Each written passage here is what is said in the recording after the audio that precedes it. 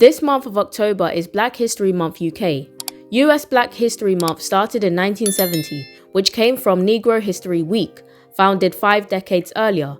But how did UK Black History begin? It's 1984 and Ghanaian Akia Aba Adai Sebo arrives in the UK to escape political persecution under the Jerry Rawlings regime. He was the main founder of Black History Month UK, but let's talk a bit about his background. He came from a conscious Pan-Africanist beginning, as he was part of Kwame Nkrumah's Young Pioneers movement, a youth organization to support the development of Ghana. Commenting on the YPM, Adai Sebo said, "It inculcated in us the idea of being good and responsible citizens. We were told that the future was ours to shape. Nkrumah was preparing us to make Ghana a better place. We witnessed developmental projects going on around the country and saw that it was moving. We were made to feel as if we were part of a developing process, enhancing and building up society." However, the YPM faced opposition primarily from Anglican and Catholic churches. Adai Sebo said, "They said that the YPM was anti-Christ and anti-God, but these were the same churches that opposed independence until its very eve. The YPM told us that you were an African first, before anything else, before the Europeans came, before the Bible came, which probably upset them." He moved to the USA for further education in 1975, arriving first in New York and then taking a coach to Washington. He joined the All-African People's Revolutionary Party that was being led by Stokely Carmichael, aka Kwame Ture, at a time where there was a nationwide campaign to turn Negro History Week, which was founded by Carter G. Woodson in February 1926, to Black History Month, which began in Kent State University, but took years and years until it was a nationwide celebration. They would travel all over the country to rally. Talking about this campaign, he said, "I had experience in the US where I was during the 200th anniversary of American independence in 1976. I was part of the campaign that led to President Gerald Ford declaring Negro History Week as a gesture of respect for the struggles of Africans in the US. As part of the bicentennial, I used to lecture and hold demonstrations at the Museum of African Art, talking to school children about African cultural values and lifestyles." Adai Sebo also had Trinidadian author C.L.R. James as a mentor in the USA. When Adai Sebo went back to Ghana in 1982, the political landscape was different. He learned about the 2 successful coups led by Jerry Rawlings, who was now the leader of the country. Adai Sebo said, "What I found was civil agitation, internal problems and power struggles caused by the coup. There was fighting about whether Rawlings' coup was doing enough for the country. I was fascinated by the establishment of people's and workers' rights committees across the country to protect the communities and places of work. But he and others criticized Rawlings' regime due to the influence of the International Monetary Fund and the World Bank, which undermined Kwame Nkrumah's efforts against neocolonialism." He said, "It got to a point where the regime did not feel comfortable with my presence in the country. I was an outspoken critic of the direction Ghana's political economy was taken. We demanded that Ghana utilize its resources such as gold and generate the needed capital." On returning from a trip to Liberia, his work colleagues celebrated, but when the party died down, he noticed jeeps gathering outside with armed soldiers holding AK-47s. Death squads came looking for him. However, he heard one of them say, "We don't know this guy. How do we even recognize him?" Although the death squads were looking for him, they didn't know what he looked like, which helped him escape Ghana in January 1984. However, the same fate did not pan out for a lot of his colleagues who were killed or disappeared. He was wondering whether he should go back to the USA or enter the UK. He chose the UK because C.L.R. James moved to London and the Ghanaian population was bigger in the city, making it easier to organise resistance to the regime. Within a year of arrival, Akiaba Adaisebo became the chair of the African Refugees Housing Action Group, later operations manager of the Notting Hill Carnival, and also found a job within the Greater London Council, which was later dissolved by Margaret Thatcher. He was strategically hired as a special projects coordinator of the Ethnic Minorities Unit. Living in Britain made him realise that the landscape for black children was quite different. There was an identity crisis. A female work colleague told him that the previous night her son Marcus asked her, "Mum, why can't I be white?" She was taken aback by this and didn't know how to answer. After all, she named him after Marcus Garvey. In an interview, Adaisebo said she was devastated. She said she had cried all night, feeling she had failed her son. He told her, "No, you have not failed your son. Rather, it is the institutions of state, the Department of Education, the Inner London Education Authority, the local authorities, the schools, the churches, the museums, the libraries. All these institutions have failed your son, and not only him, but every child growing up in this United Kingdom."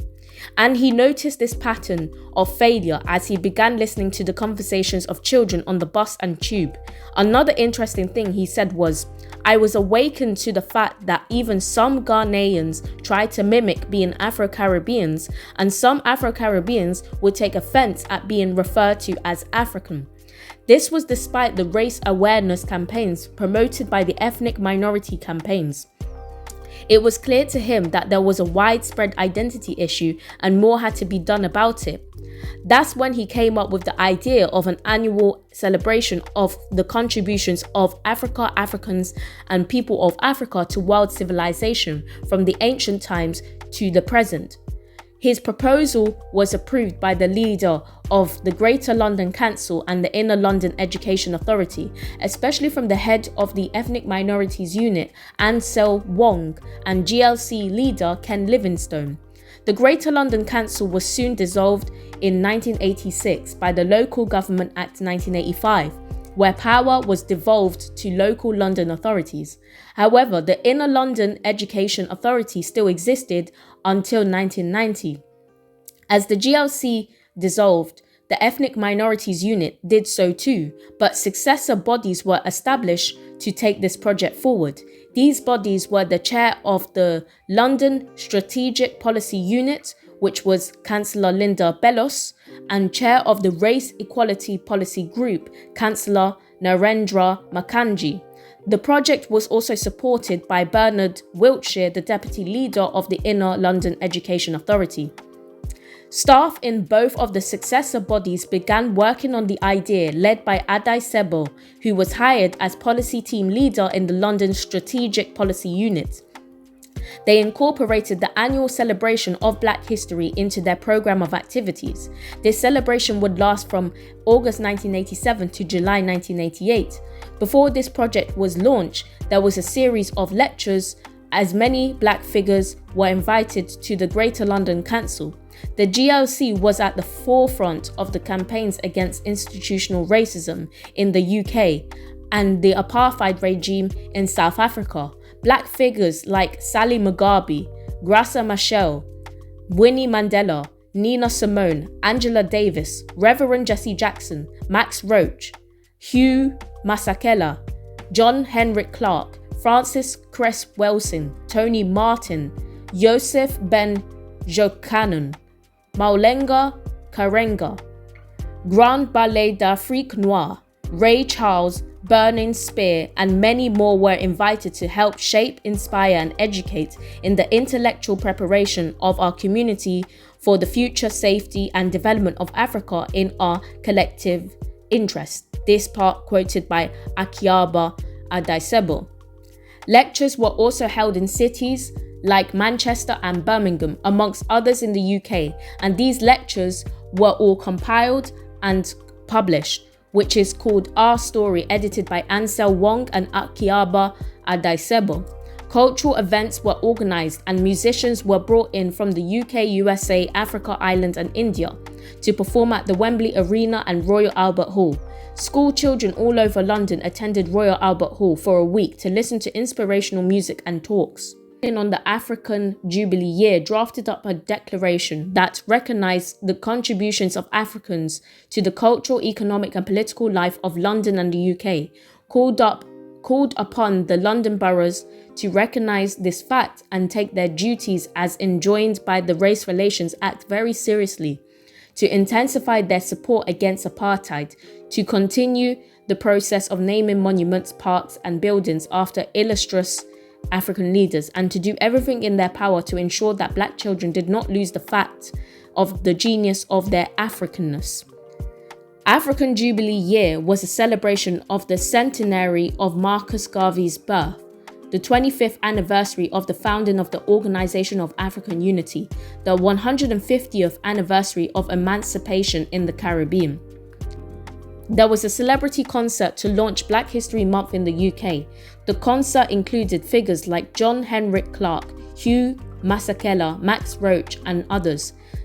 The inaugural address to launch Black History Month UK was given by Dr. Maulana Ron Karenga, the founder of Kwanzaa, the Black American alternative to Christmas, with a contextual introduction by the Deputy Leader of the Inner London Education Authority by Bernard Wiltshire. Karenga, Sally Mugabe, the London Strategic Policy Unit, the Inner London Education Authority, and various politicians helped launch the first events of Black History Month. This all happened in County Hall in Lambeth, London, and so the African Jubilee Year Declaration was launched. This was followed by a series of lectures in communities across different London boroughs. The event soon spread in other parts of the UK, but this took time for other boroughs outside London to adapt the declaration, which formally instituted October as Black History Month. In the USA, Black History Month is in February. So why was October chosen for its British counterpart? In an interview, Adesebo said that October was chosen rather than February so that children were fresh after the long summer vacation and less to worry about exams and tests, and the camaraderie was stronger as they experiences. In an interview, Adesebo said that October was chosen rather than February so that children were fresh after the long summer and less to worry about exams and tests, and the camaraderie was stronger as they shared experiences. Self-pride is the catalyst for achievement, and there is no greater truth than knowing yourself. There are also other contributors to credit for making this happen. Ever since then, Black History Month UK has been institutionalized and celebrated as state schools across the UK have implemented the event in their curriculum to teach the pupils. You can look for more resources on Black British history, such as books, documentaries, and articles, in my description. In the meantime, thank you for watching this video and I hope you enjoyed it.